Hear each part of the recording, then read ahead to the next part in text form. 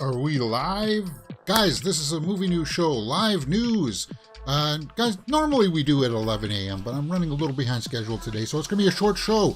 We got some big topics to talk about. Millie Bobby Brown's under fire. So is Black Adam. Dwayne Johnson fired from the DCU. Say it isn't so. We just had Black Adam.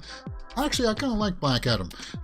Guys, we're going to be flying by the seat of our pants today on today's show. It's going to be a short show, only half an hour today, but let's get to some of the movie news headlines. Let's start off with Millie Bobby Brown. She's called out for kissing and punching Enola Holmes' co-star without consent. Oh, Millie, say it isn't so. Now, I'm a little bit conflicted on this story, guys, because I am a big, huge Millie Bobby Brown fan. I like her since season 1 of Stranger Things, right? We watched season 3 and 4 here on the channel with you guys. We watched Enola Holmes 2 on the channel here with you guys. I need to fix that and put that up on the channel, actually. Okay, so an intimacy coordinator called out Millie Bobby Brown for bragging about kissing her co-star, Louis Partridge, without his consent and punching him. So it's not Louis Partridge that's making these claims. It's an intimacy coordinator. I didn't know films had that, but okay, I guess that's kind of like their HR, somebody sitting there with their little pad and pen saying, oh, careful now, we don't want to cross any lines. I guess you kind of have to do that for purposes of, insurance maybe? I don't know. An intimacy coordinator. Have you ever heard about that? Okay, so I guess she did kiss Louis Partridge there, who was the love interest in number 1 and number 2 for Enola Holmes. I really enjoyed Enola Holmes too, and I praise Millie Bobby Brown because I think she's going to be one of the hugest stars on the planet for years and years to come.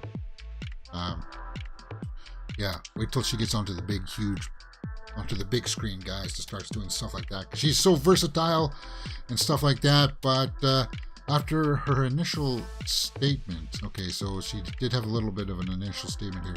Guys, this is going to be heartbreaking for some people. Recently, BuzzFeed News reported this.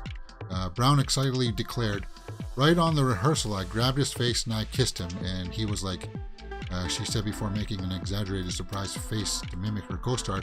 Brown continued saying, "It was so cute really seeing her take the lead." So he said this. Louis Partridge said this, right? Her co-star. Or no, Brown continued saying, "It was so cute seeing her take the lead. Also seeing a girl just make the first movie is really exciting." So for her, it was exciting. And, well, she kind of said no, right? Tewksbury is who he played.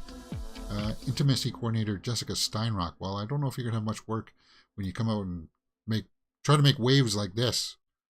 Because it doesn't sound like the complaint was coming from Louis Partridge, the co-star. It was just this intimacy coordinator. It's all the big headlines, guys. Millie Bobby Brown be one of the big movie news headlines of the day, because we do like her as an actress and as a star. But Brown finished saying, "It's a very cute scene, and I think fans are going to love it." Okay. Let's see what she said here. Asked to stop punching him after she made the choice to make physical contact with him during the pair's fight scene. Oh yeah, there's a fight scene between them. Brown said, "Because Louis is a good friend, I kept punching him. I wasn't doing stunts. I really was hurting him. By the end of it, he said, 'Millie, you can just fake punch me.' I was really getting right into the stomach." So she was really punching him, huh? Well, yeah, and she gets a little bit passionate every now and then, I suppose. And we all do. Whatever. Okay. So, I guess, however, intimacy coordinator Jessica Steinrock didn't have the same warm feelings from how Brown had treated Partridge on set. On her TikTok page, she called her out. In the video's caption, she wrote, "Consent is mandatory. We don't need to surprise kiss. We don't need to actually hit." Oh no, I love Millie Bobby Brown. No, you don't. I don't know if you're going to be just saying stuff like that. But anyway, I love Millie Bobby Brown, but this is not cute. This is not the cute story you think it is. I'm sure she and her scene partner have a lot of rapport built up and a great amount of trust, but we should never surprise anyone during a fight or intimate scene ever. Okay, so, well, yeah, okay, with that angle, I respect that angle. Yes, you should not just go on and kiss when you're not prepared for it, I suppose. If it was the opposite foot around, guys, if it was a guy doing that to a girl, then yes, people would be calling it out. is it the same though? Is it the same? A guy complaining that a beautiful girl's kissing her, punching maybe, taking one in the old breadbasket. Yeah, that probably doesn't feel the greatest. Some people might confuse it for a love sign though. Anyway, okay, so there you go. Guys, I know it's kind of creepy. I know it is, but whatever. She added, for the recent record, I love it in old homes too, but next time we have to ask for consent. Okay, so there you go. That's what you need to know about the Millie Bobby Brown headline, guys. Moving on to the Black Adam headline. Dwayne Johnson is also under fire. He is not going to be Black Adam anymore. That sucks. Black Adam 2 not moving forward as part of new DC's new chapter. I don't know why it can't. It just exists in a different world all by itself, guys. And make it for like $50 million. If you can make it for $50 million, do that. That's what... So Black Adam should have been made for $50 million. But it was made for $200 million. And that was the biggest problem. And that it took too long for them to make. And the script wasn't anything special. I had fun with it, though. But that's it. Dwayne Johnson, you got one-time chance. And they made a critical mistake here, too. He should have been introduced in Shazam. We should have seen him, or at least alluded to him. And then the Black Adam movie should have been Shazam and Black Adam fighting for the first time. I know The Rock championed that he needs his own solo film to establish to the audience who he is, but your own solo film should have been Shazam, you facing off with Shazam, because you're the bad guy. He is the bad guy. And in Black Adam, they kind of turned that around and tried to make him, well, the good guy. And, the misunderstood, reluctant good guy. No, he's the bad guy. Black Adam, he's bad man. Yeah. Okay, so we're going to get a recast. That's what's going to happen. And it's going to be the same thing for Shazam, Zachary Levi, because I think Shazam, Fury of the Gods is really going to massively underperform. It should be, like, it was scheduled to come out now, guys. We should have seen it this weekend. Was the original release date for Shazam, Fury of the Gods. So we're not going to see a Black Adam cameo in that. I would imagine they're just going to shut that all down. Because we know that James Gunn and Peter Safran there are rebooting the entire universe. Maybe Aquaman and Wonder Woman are still kind of up in the air as to what the heck's going on with that.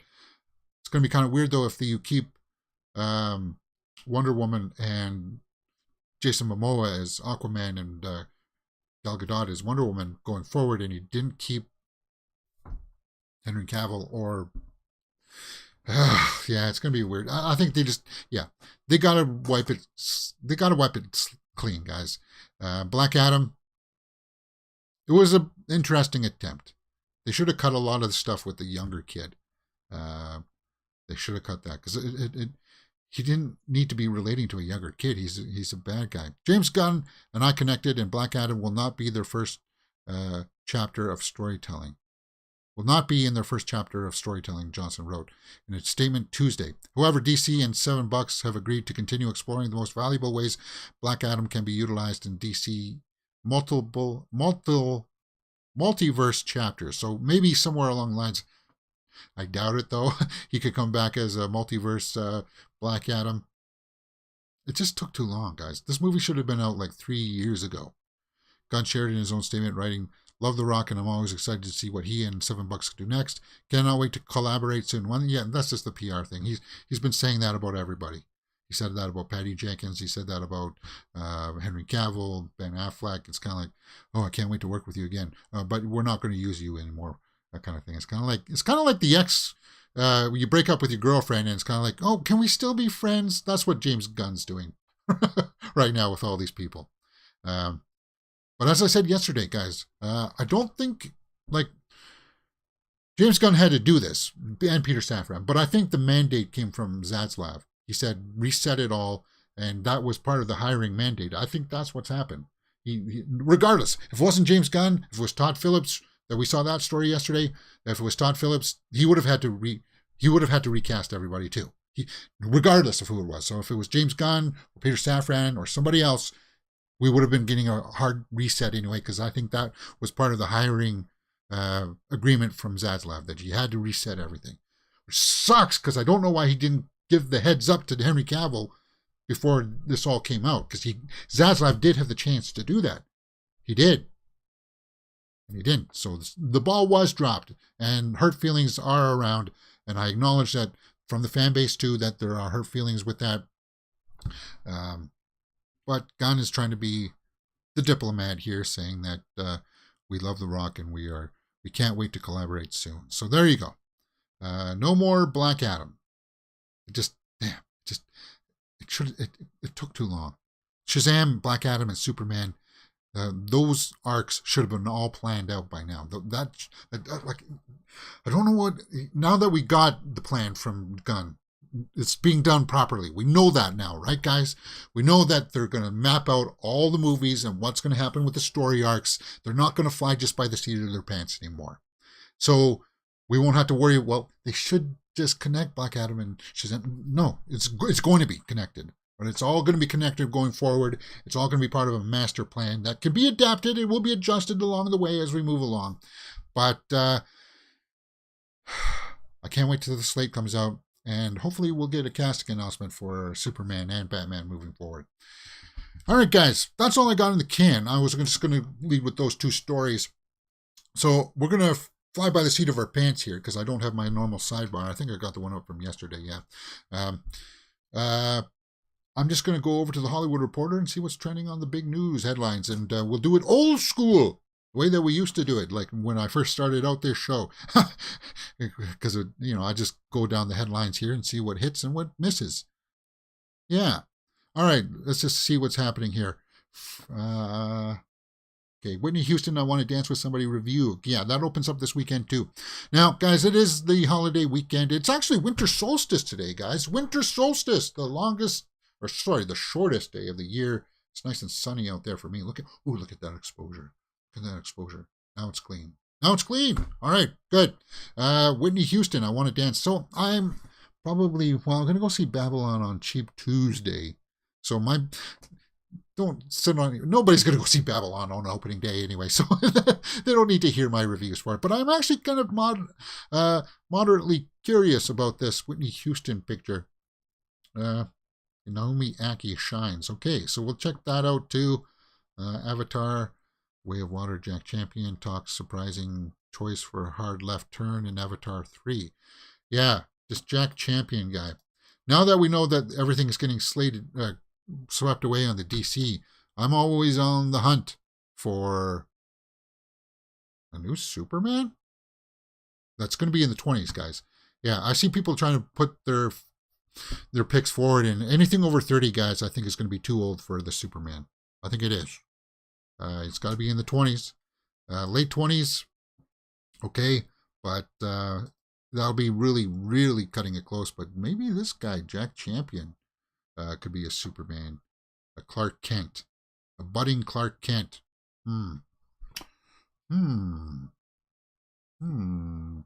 Possibly. I don't know. Yeah, the only thing about doing this on the fly is I got the ads on the side. Okay, so he talks about Avatar 2. Guys, actually, I kind of liked his character in Spider. I thought I wouldn't, but I kind of liked what they were doing there. So that's kind of cool in my book, Hollywood Reporter. That's the story I would have pulled. What else? Let's see what's going on in here.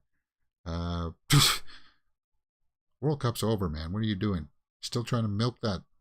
That ended like half a week ago, right? General Counsel Corey Berg resigns. What? From Lionsgate. Mike Hodges, director of Get Carter and Flash Gordon, dies at 90. Flash! Come on. We love Flash Gordon here, right? Bummer. 90 is a good run, man. That's a good run. British filmmaker also helmed The Terminal Man and A Prayer for Dying. Croupier and I'll Sleep When I'm Dead. When I first started going into casinos, playing roulette was sort of my bag. I enjoyed it, but then I realized that's just the lotto. Actually, it's all playing the lotto. But I didn't mind I like watching the croupiers playing with the chips and moving them around and stuff like that. I like that. That was kind of cool. Just watching them. Bummer. Oh, yeah, 90 years old. Okay, so there you go. He's done. He's moved on. All right. That's it.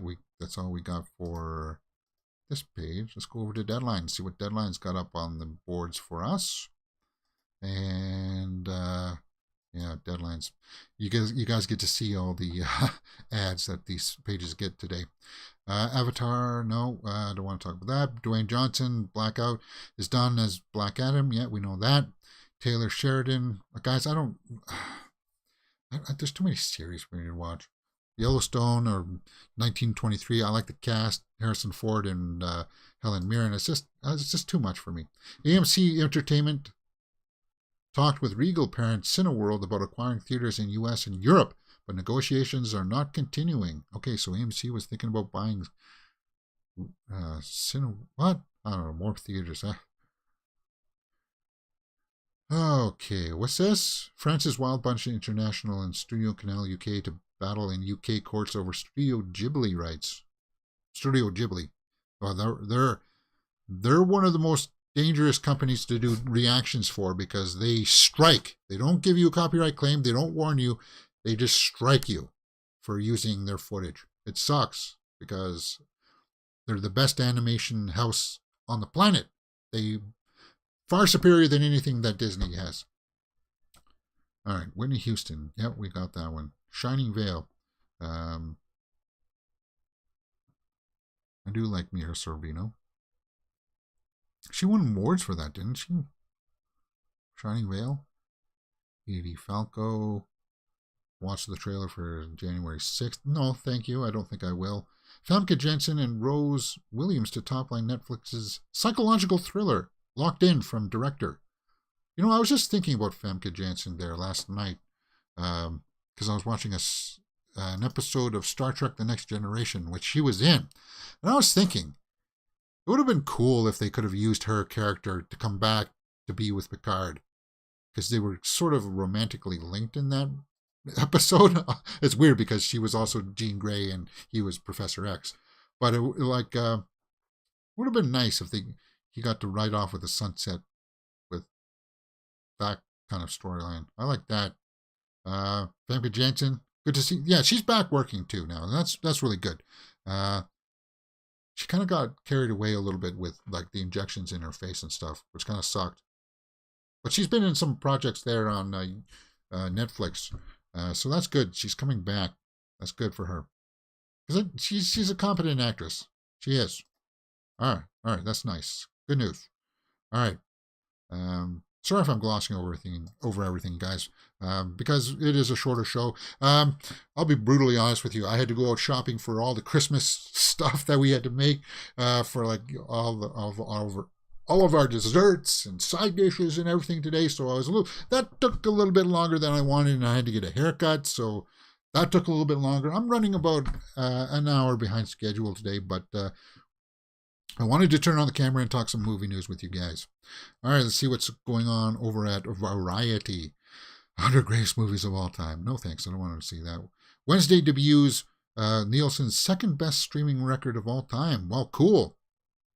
Cool, man. We loved the Wednesday here on this channel, right? We did a full Wednesday watch along, and I took that down actually. So I'm not promoting that anymore. I should. Wednesday, we watched a full 8 episodes here on the channel, guys. People are really liking it. All right, let's move on. No, I don't want to talk about Harvey Weinstein. Don't want to talk about that. Kate Winslet slams Titanic body shaming. What? And James, even you were body shaming somebody yesterday, James. Yeah, because I called her a little too thin. But I regretted it as soon as I said it, man. Now, Kate Winslet. Borderline abusive. Why were they so mean? I wasn't even effing fat. No, she wasn't. She's Kate Winslet is one of the most beautiful women in Hollywood. Oh, God. Yeah. Steven Spielberg on White Goodfellas is an epic masterpiece with intoxicating energy. Well, that's I would like to read that. That'd be a cool read, eh? We all agree that Goodfellas is kind of a masterpiece. Yeah, it is, even though it's kind of bleak subject matter. Okay. All right. That's it from Variety. So that's it of the big trades. Let's go over to Screen Rant, see what's trending over there. Yeah, I'm sorry that I'm just kind of. It's a 24-hour news cycle. I'll jump. Tomorrow we'll come back and we'll do a full, proper show with full graphics. New Ben Affleck plan is better than a Batman Return. Okay, so that's just an opinion piece because they offered him to direct a DC movie, and I hope he does. I really hope he does. G.I. Joe Legends. Wolverine's most powerful form has returned to save the multiverse. I don't think that is. Yeah, we're going to get a lot of opinion pieces here towards the end of the week because I don't expect a whole bunch of news to break here. I don't, because we are going into a bit of the holiday break here. So, young Sheldon makes Sheldon's George cheating impossible. Tobey Maguire passes out champagne at Babylon screening in new video. Yeah, apparently Damien Chazelle was on a Reddit subreddit yesterday taking like a Q&A kind of thing. And he almost basically confirmed that Babylon is just 3 hours of people partying and being belligerent. I don't see how that's a love letter to Hollywood. I don't. I'm not looking forward to Babylon. I'm not. And I know, like, the biblical reference to Babylon that, it was debauchery and it got all blown down by somebody's trumpet. Ooh, what, it was Gabriel's trumpet? No. Somebody's trumpet blew it all down, right? Forgot whose it was. Anyway. Every DS9. Yeah, no. Juggernaut. Hey, we just saw a little bit of Juggernaut in Samaritan yesterday with Sylvester Stallone when he ran through the walls. Oh, I should have pulled that clip. Or maybe I will still pull that clip. I'm going to publish a bunch of shorts today, trying to promote these full watch-alongs, try to get people interested in clicking to the channel and finding the full movie reaction.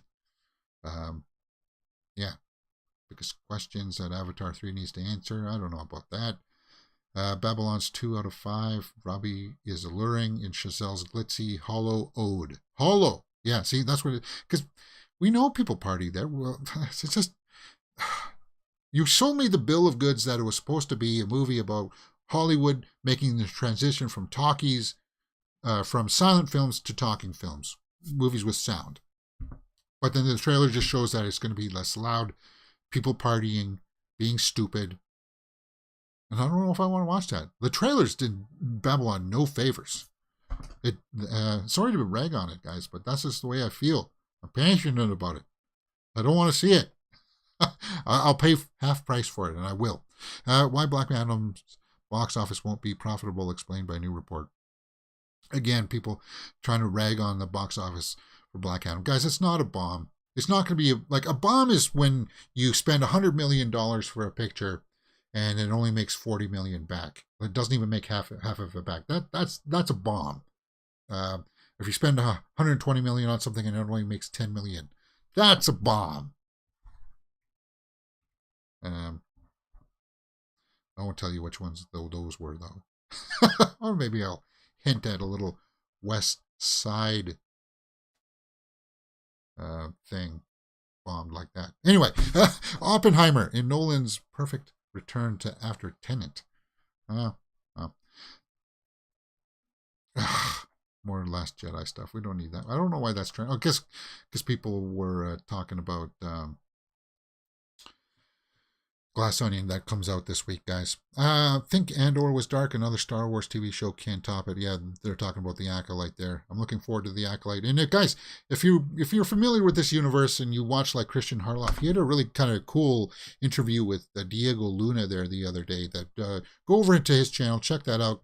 That was a cool kind of video to just put it on the background, listen to them chat about Star Wars. And we watched Andor here on the channel. So we had lots of fun with that. And I agree with Harloff's sentiment that it's a good show. Some of the best Star Wars we've seen. And yeah, good interview. All right, let's go over to Movie Web. Are we? Or actually, we're almost done. We should probably start to wrap this up a little bit. Movie Web has Complete timeline of Superman. No, we don't need that. More Avatar stuff. Gives positive response to Dwayne Johnson's Black Adam statement. So yeah, we saw that. Maybe in some kind of multiverse fashion he can come back, but whatever. 7 actors to replace Henry Cavill. Good. Let's check this out. Maybe we'll end with this today. See if we can agree with this list.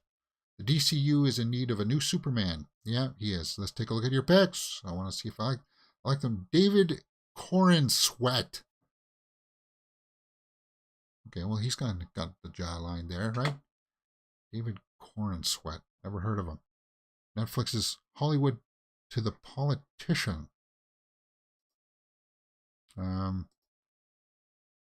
David Corin Sweat. The name does sound vaguely familiar. Ooh. Yeah, I could see a Superman in that. How old is this dude? 29, so he's on the back end of it. But he's young enough that perhaps I could see a Superman in that. David Corn Sweat. James. Let's see, look at that. Even before that, it says Superman. Huh. I want to see Corn Sweat with glasses. Not that it's a big thing, because, I mean, did Henry Cavill have glasses on? Not that much. Oh, yeah. He could play the nerdy kind of Clark Kent, I think. Actually, guys, I think this is the best contender that I've seen so far. That's actually a pretty good pick. 29 years old. And if Nicholas Hoult was Batman, they're around the same age. It's possible. That's a good pick. I kind of have to agree with that one, man. David Corin Sweat. Alden Ehrenreich, he's too old. Too old. Moving on. I told you guys, for God's sakes, anything over 30 is too old. That's not the direction they want to go. He's 33. No. And he doesn't even look like Han Solo. Don't even get me started on that. Get out of here. Joseph Quinn. I know that he's popular right now, but he doesn't look like him. I don't think, no. Joseph Quinn is not the right choice. He's 28. He doesn't have the hairline for it because he's going to be bald like by the time he's a couple of years more now. So, no. A Flash, maybe. He could be a Flash. Yeah. Joseph Quinn is a Flash. There you go. I'd be on board with that. Eli Gorey. Well, that's if they go with the different kind of storyline there. But you know what? He could be our Green Lantern, maybe. He could be a Green Lantern. Hal Jordan? Is that his name? Yeah. Hal Jordan. Isn't that the guy from Body Break? Yeah, I think it is. No, see, again, Glenn Powell. I see this name thrown out too. Guys, no. Glenn Powell's like 34 years old. No.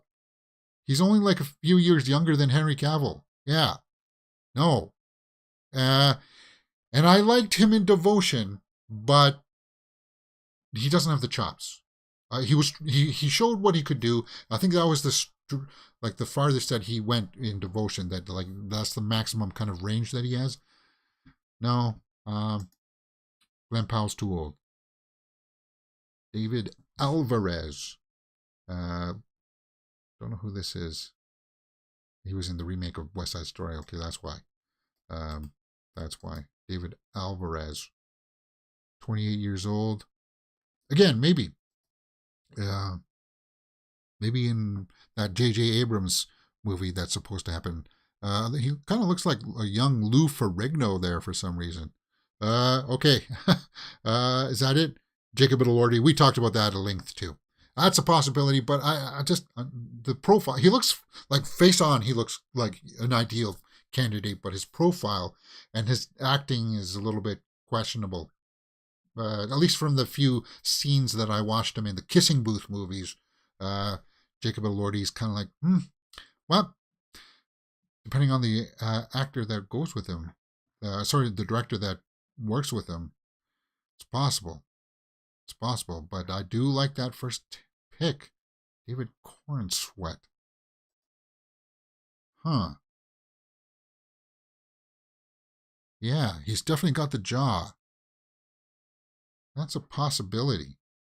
Because he's got to have that, when you look at him, you got to be kind of like, yeah, um, like what Gal Gadot has. When you look at her, it's just like, yeah, that's Wonder Woman. When you see this guy, it's kind of like, yeah, he could be a Superman. Interesting picks for sure. Our Glass Vikings in live chat says, yeah, David is a contender for Man of Steel. All right, Joseph Quinn could maybe be a Jimmy Olsen. Jimmy Olsen, yeah, that's a possibility. All right, guys, that's about half an hour. I don't really have that much more. Damien Chazelle, writer director about. Oh yeah, that's Ask Me Everything on the Reddit there. That was yesterday. So if you want to go read that, his Q&A there, if you're curious about it. Black Adam 2 not moving forward. Yeah, we knew that. The Woman King has grossed $94 million worldwide on a $50 million budget. Do you consider it being a success or underwhelming flop? I haven't seen The Woman King. I just heard mixed things about it, that they took a little too much liberties with the historical accuracy. New image of Chris Hemsworth in Extraction 2. I liked Extraction. Now, it wasn't too memorable, but, Hemsworth, that bridge scene at the end of the first Extraction movie, when he puts his body fully out there for punishment, yeah, I like that. I do like Chris Hemsworth. He's going to have a big year, right? With that, Furiosa. Hemsworth's fine, guys. He's going to have if he moves on from Thor, he's going to be fine. All right. Guys, that's about it for me today. As I said, if I missed something, that's a 24-hour news cycle. I just wanted to make sure that I turned on the camera and gave you guys some movie news headlines, what people are talking about. What else can you find here on the channel, guys? What will we do? We're going to be watching some, we watched Samaritan yesterday, actually. So, actually, I'm still thinking about that movie, if I liked it or not. I think I gave it a 6 out of 10. And I think I will give it a 6.5. Because there's just some scenes in there that kind of resonated with me for some reason. But guys, in just an hour, we're going to be watching Where the Crawdads Sing. And our quest to finish wrapping up the films that we need to see for the rest of the year. So yeah, I'll be checking that out. And then tomorrow, guys, 1 p.m., we'll be watching Meet Cute, Kaylee Cuoco time travel movie. Yeah, oddly enough. It's so bizarre. I can't wait to see it. And I hope we get to see some really good acting from Kaylee Cuoco. I do. And then, of course, Friday, guys, I need to make the thumbnail for Glass Onion Watch Along. 1 p.m. on Friday, we will be doing a full live watch along for The Glass Onion, Knives Out 2. We're going to have lots of fun with that movie. That's going to be a fun way to end us off for getting ready for the Christmas break there. Because I think I will take the full 3 days off. I was going to turn on the camera for... I don't know. I struggle with it. I still may just turn on the camera and come on and talk with you guys during the break there, maybe for Christmas Eve. I don't know. We'll have to wait and see. Yeah, at any rate, Glass Onion, guys, Friday, we'll check it out. And that's it for me today, guys. As I said, it's a 24-hour news cycle. If I miss something or if a big trailer drops, a big movie trailer drops, I'll put my reaction for it up on the channel as quickly as I can. And if not, I'll see you guys tomorrow. We'll be back at 11 a.m. It was just, this morning was kind of crazy. All right. Join me in an hour for Where the Crawdads Sing. Hit that thumbs up button, guys, and I'll see you next time on Mirror Domains.